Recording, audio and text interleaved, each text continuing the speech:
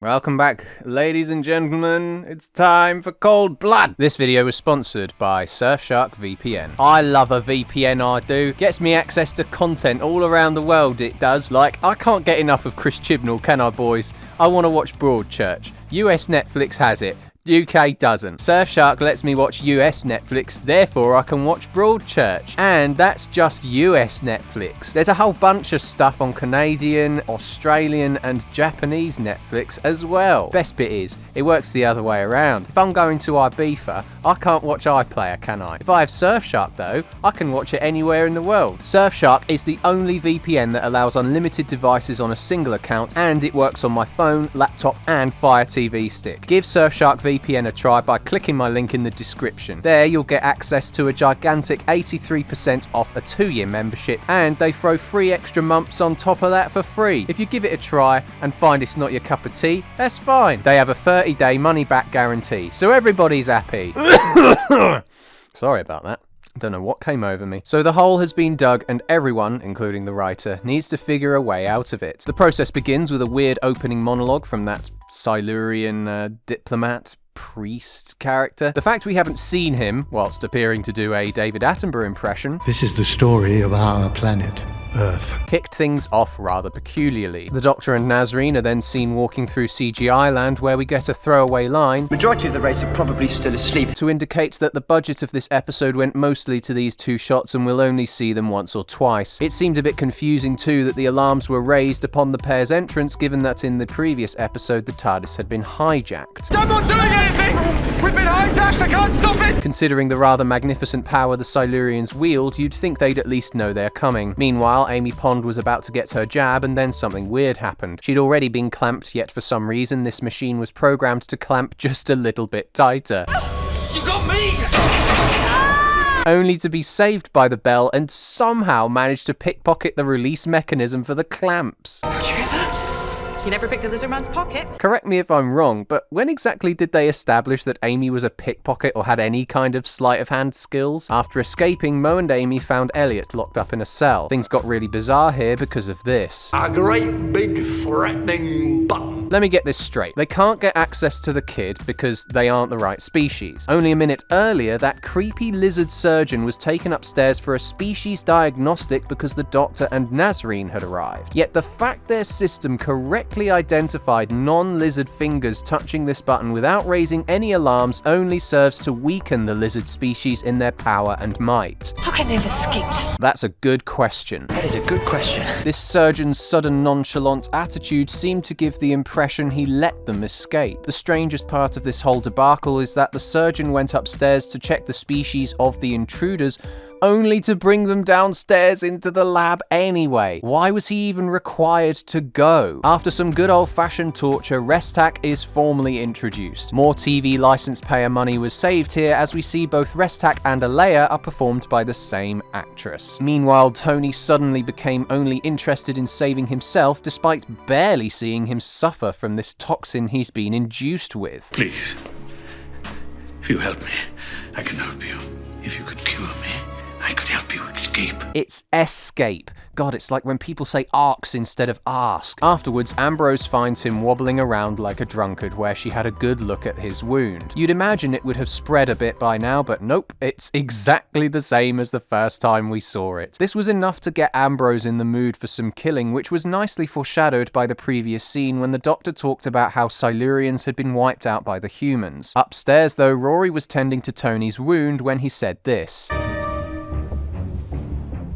I'm a nurse, you should have told me. Is this dialogue for real right now? Throughout the entirety of part 1, you were going along with this I'm a cop malarkey. How on earth could he have possibly known you were a nurse unless you told them? We then learn that Amy and Mo had apparently been wandering for hours. These chambers are all over the city. This line is even stranger when you consider that the pair would undoubtedly be aware of this fact, so why did she feel the need to remind him? Somehow Amy is able to identify that these aliens came up on power transport discs, as though these are something she'd come across all the time. I normally ignore this sort of dialogue, but it truly plagues the modern era of the show. Yaz, for example, will do this exact same thing very frequently. I keep thinking she was barely in here for a couple of minutes. and yet she coded the entry lock to our DNA, just like on her own TARDIS. If you scan for Dalek DNA traces across the planet... Oh, she's good. Yeah, we all are. The point of the companion isn't to be like the Doctor, but to give some relatability for the audience amidst the strange behaviour and alien genius of our protagonist. We then arrived in the courtroom, execution room, and dining room? Yeah, it's the Temple of Peace in Cardiff. Recognise it yet? It's literally the same room as Platform 1 in the episode The End of the World. After Amy's rescue plan goes to poopy in seconds, we get this absolutely hilarious sequence where the lizards have a video call on this broken, clearly not plugged in computer monitor, accompanied by this hideous green hologram screen thing on the other end. I mean, just... how? How are they doing that? How do they know that we're in here? Not a clue, love. Incredibly, this camera was able to zoom out and focus. We have 8 hostages. They all catch up like an awful Zoom meeting. Tony Mac! Having fun down there? And I honestly couldn't contain my laughter in this scene. I do not recognize your authority at this time, Eldane. You have no authority here. Hashtag. No authority at all. Now give me back my family!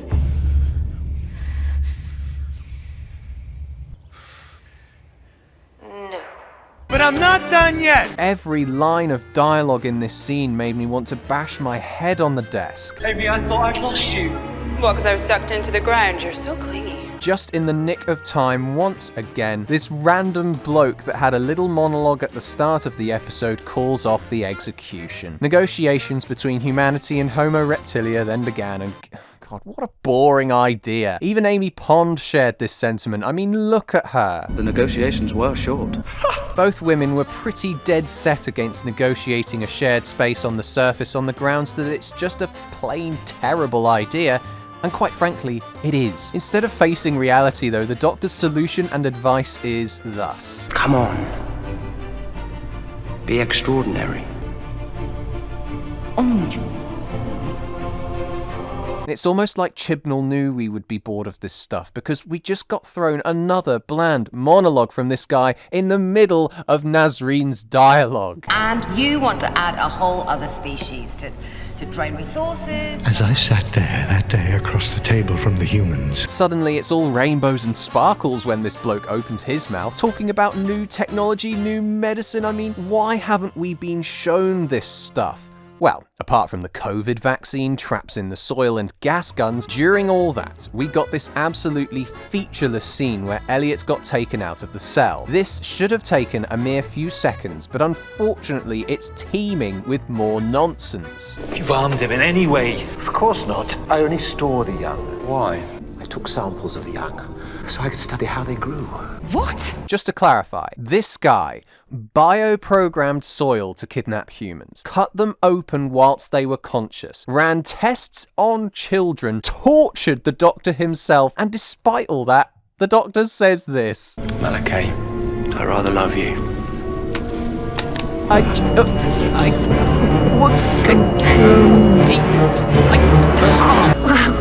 Shh. Have I gone mad? I've gone mad. Just to round the absurdity off, we get some top-class continuity right here. I mean, look how the pair just teleport to the door right here. The second military coup got underway and the creepy surgeon got blasted straight to hell. Finally, everybody was together in the multi-purpose room, and incredibly, the Doctor wasn't able to clock from that video call earlier that Alea was dead. In future, when you talk about this, you tell people there was a chance, but you are so much less than the best of humanity. Jesus, what an awkward line. Even Smith's delivery showed how uncertain he was about saying this. You have to be the best of humanity, but you are so much less than the best of humanity. Restak then arrives with her army and incredibly doesn't kill Ambrose. It amazed me that she was fine with killing one of her own, and yet when the vermin she despises kills her own sister, she just stands there. Then they announced another countdown for when the drill would start up again, stemming from a randomly injected scene earlier. Conveniently, all the people managed to escape execution with the Doctor's sonic screwdriver causing all the guns in the room to jam. My favourite bit of all this, though, was seeing a lizard trying to sneak up and tongue the Doctor from above him. Not only because the tongues look ridiculous anyway, but just look at this. Who is trying to kill their comrade and ally? I mean, come on. The characters finally made their way out of that room where the Doctor bombarded the audience with exposition to save the day. He wants to stop the drill with an energy pulse, which will be arriving at the city in 11 minutes and 40 seconds time. Wait, why does Amy suddenly have the stopwatch? Did you pick Ambrose's pocket as well? What is going on here? The Doctor then started yammering on about preparing the Earth for the lizard's return in 1,000 years. Strangely, his voice goes from normal to sounding like he's on a tannoy or something here. 1,000 years to sort the planet out. To be ready, pass it on as legend or prophecy or religion, but somehow make it known. This planet is to be shared. And all this talk of energy pulses, energy barricades with I Am the Doctor blasting away. This scene was just headache-inducing. Tony had to stay behind and go into hibernation too if he wanted to survive. This was all well and good until he said this. You be sure and get some sleep. Hey, what? Say that again. You be sure and get some sleep. Get some sleep? Get some sleep. I just love that they tried to muffle the dialogue because it's such a hilariously out-of-place line. The fumigation then started and more awkward and pace-stunting dialogue got thrown our way. I thought for a moment, our race and the humans. Yeah. Me too. And Nazreen decided to stay with Tony because she got what she was digging for? What?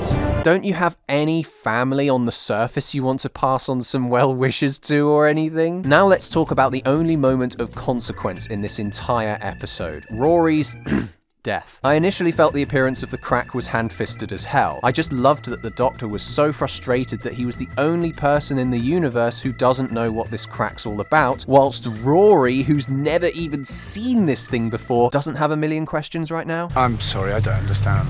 Well, of course not, because he gets shot instead. I don't understand. It's certainly unexpected, and I loved this horrifying close-up on his face to heighten the pain he's feeling. I mean, I also don't care because I know he survives, but that's hindsight for you. The fact that the Doctor doesn't take him into the TARDIS is rather interesting to me. There was ample time to get him on board the TARDIS and they simply didn't. Doctor, is he okay? We have to get him onto the TARDIS. I think he did this to prevent Amy from feeling that grieving pain of losing a loved one. If this is the case though, then how could the Doctor know that she would forget him and everything would be fine? In the episode Flesh and Stone, he established that only time travelers remember those that go into the crack. Trouble is, they added this line in the TARDIS to raise more questions than answer them. I still remember the clerics because I am a time traveler now, you said! Hey, we're part of your world. This is different. This is your own history changing. At what point did he learn that this is the case? Isn't Rory a part of his history too? Certainly not as significant as Amy's, mind you. The other thing is that the Doctor doesn't even confirm if he remembers Rory or not in this epilogue scene. The only thing I have to go on is his sullen face. Honestly, the performances here are fantastic, especially from Karen Gillan, and I did love the final reveal that the Doctor pulled out a shard of the TARDIS door. Now that has got me pretty excited to find out more, just because I can't remember what significance that moment has. Not too sure how I feel about that big explosion though.